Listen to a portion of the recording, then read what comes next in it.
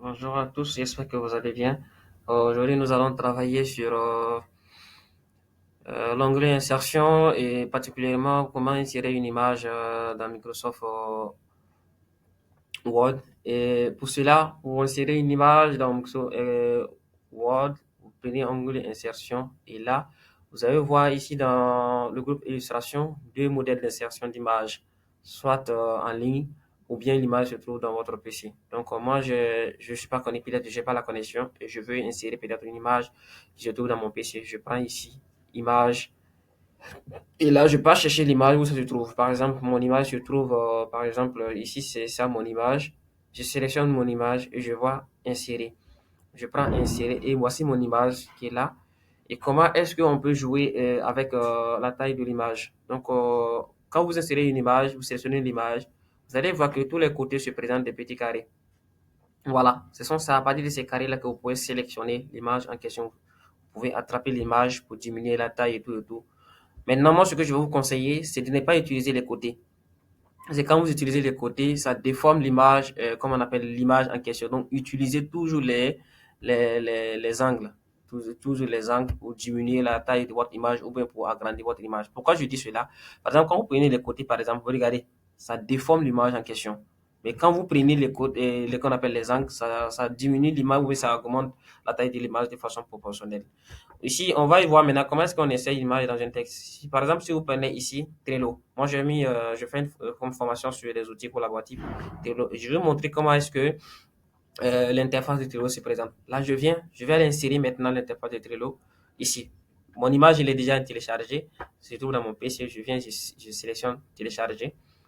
Dans l'onglet, comment on appelle, insertion, je prends télécharger et voici Trello qui est là, l'image de Trello. Je sélectionne et j'insère. Et quand vous insérez, vous avez plusieurs possibilités d'arranger le positionnement de votre image. Et là, quand vous sélectionnez l'image, regardez comment on appelle cette icône-là, ça vient toujours avec l'image. Et vous sélectionnez là-bas.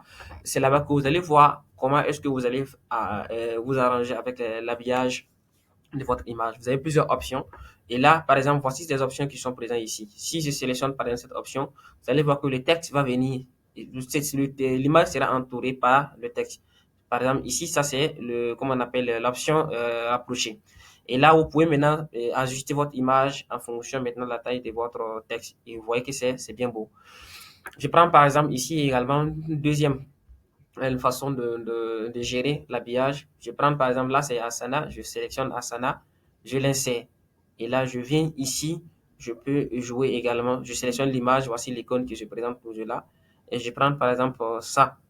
Et là, vous allez voir que le texte se trouve sur l'image. Vous voyez, le texte se trouve sur l'image.